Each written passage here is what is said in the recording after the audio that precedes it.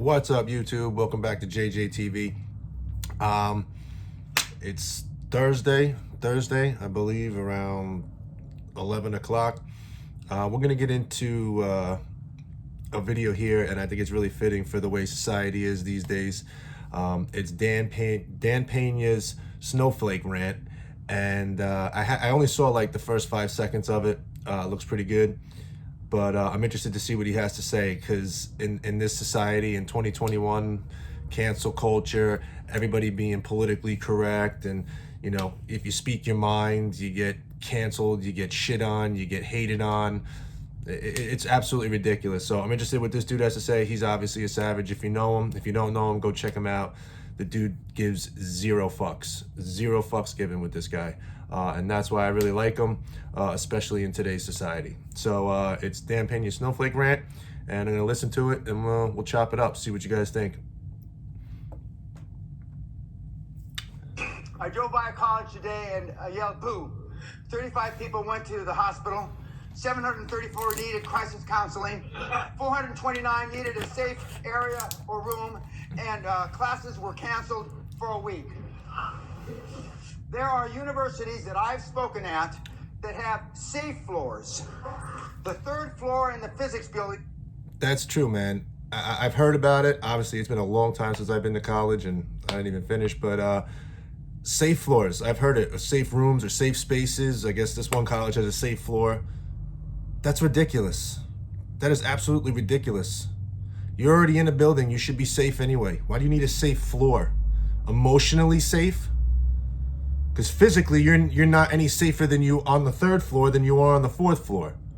So it's for your emotions to be safe? Your emotions are safe on the third floor. Man, that's ridiculous. That's part of the problem. And these universities where you spend hundreds of thousands of dollars a year. That's ridiculous. And Krakow University has a safe floor. If life gets too tough for them, they go to that floor to chill. The Air Force Academy has safeguards. We have a Naval Academy guy, so he says that they pull when they're being beat up too much. Enlisted men going through boot camp have safeguards. No. That they pull. We're lucky we don't go to war with fucking Russia. They'll eat our lunch. They're gonna eat us alive. That's true. I didn't know that. Safe cards or whatever in the military. I mean, you talk about the pussification of America. Now your military has safeguards, emotional safeguards. It keeps going at this rate. We're not going to be able to defend ourselves at anything. He's right. Russia would eat our lunch right now. And I'm sure there's others out there too. That's ridiculous, man. That's actually sad to me. We're lucky. There are no safeguards in life. I tell the kids all the time, if we were at war, we'd all be dead. Yep. See, you're used to making mistakes, and nothing happens.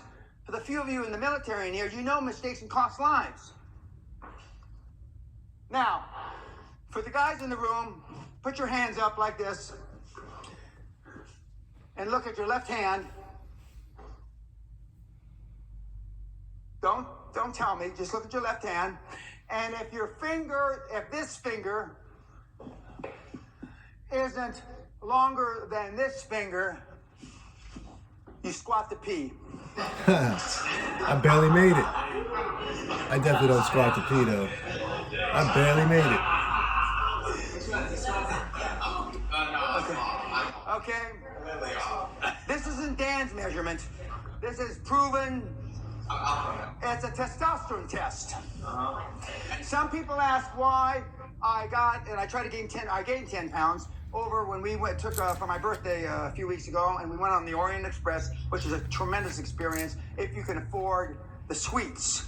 If you can only be in the rooms are about this big, and you don't have a toilet. You have to share a toilet with 40 people. Okay, so I'm eating, drinking, gaining weight because I had my physical 3 or 4 times a year, and my blood panels came back. I have the blood panels of a 30-year-old, and they have a testosterone of a 15-year-old. Testosterone's off the chart. I mean, literally. testosterone 3 to 800 normal. 800 is, mine is 15 to 1800.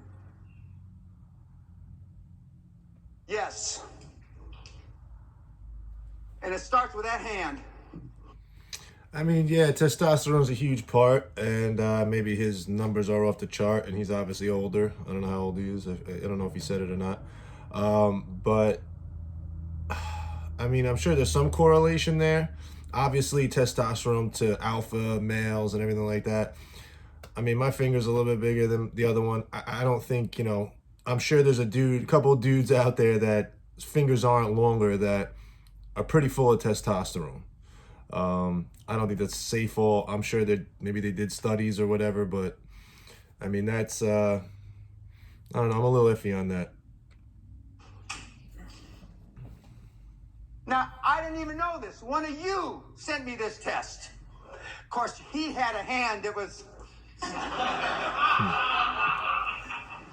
It's like the Snowflake test. I'm not going to ask you how many of you have taken the Snowflake test on my side. 95% of the Snowflake tests have come back snowflakes. 95%. Now, one of the questions, I'm paraphrasing it, if somebody calls your mama a whore, what do you do? And then they have... What do you do? You make sure it's the last time he ever calls anybody's mama a whore. That's what you do. That's what I would do. Win, lose, or draw, you're not calling my mama a whore. You're going to know that we were in a situation. Different answers. The most common answer I get from you kids is I would try to ascertain where he was coming from if he had a bad day. Are you shitting me? Somebody called your old lady a hoe. So you're going to try to figure out whether he's had a bad day or not. Now, where I come from, Nope. there's only one way that can end, and it's ugly. Either he's in the hospital or I'm in the hospital. Yup. 100%. I got a cousin, 100%. Ronnie, God love him. He stabbed the guy when we were 15 years old. Stabbed the guy 17 times for telling him his girlfriend had a fat ass back in 1961. By the grace of God, Ronnie couldn't... Things were different back then, and we don't promote stabbing here, but I get what he's trying to say. Obviously, that's a little extreme.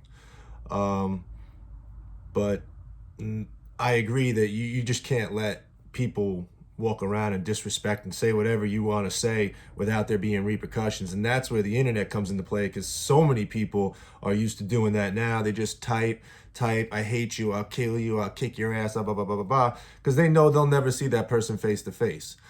But 90% of the time, if they were in front of that person, that shit would never leave their mouth. And that's a problem, because you're going to eventually be in a situation where you're going to be in front of people. And if you think you can act in front of people the way you act on the internet, you're in for a rude awakening. A rude awakening. Although, if it's another snowflake, maybe you guys could just talk it out and chop it up and figure out where your emotions are at after you call each other's mama a hoe. Shit, well, I didn't die. So they come up and say, well, what does it take? Is it to spit in your mother's face? Or grab her by the tits? Or what does it do to invoke some kind of action out of you? Fucking weenies. 95%. And the success test only has a 95% accuracy whether you're going to be successful or not. Only 95. It's really 99, but the lawyers tell me I can only say 95. Take the success test. Most of you ought to blow your brains out. Metaphorically. 30 years ago, men had 118 pounds pressure in a handshake. Women had 108. 118, 108. 1986. 2016, men had 94, and women had 100.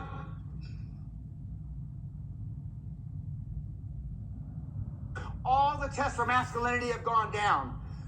That's true. That's important too. That's like a lost thing, man. A firm handshake was taught to me as I was growing up.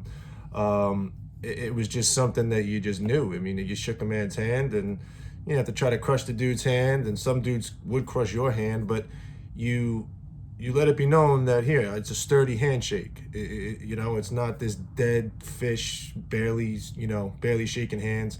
I don't even see people shake hands that much anymore. Now you got COVID and all that stuff, but let's bring it back. Let's bring back the firm handshake.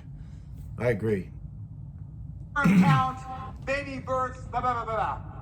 When I tell you we're through, we're through. Not just because I got a wild hair up my ass.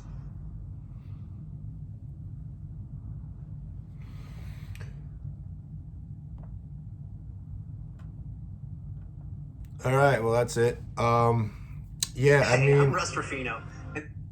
I agree. I agree with pretty much everything he said. Outside of the finger test thing, I do agree with a lot of what he was saying.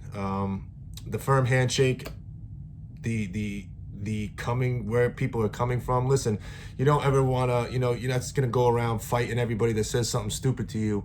But there's every human being, every man, every human being, can't gender these days, has a line you're not supposed to cross.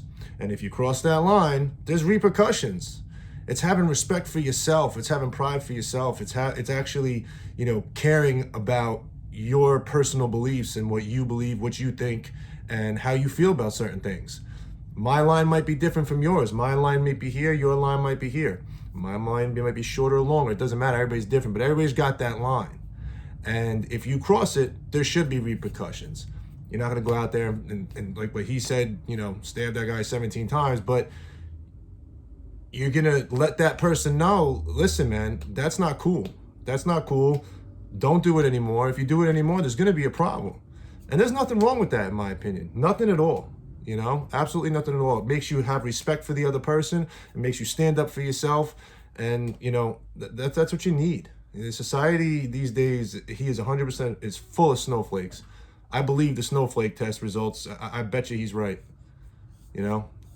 Anyway, that was Dan Pena. Agree what he had to say, and bring back the firm handshake.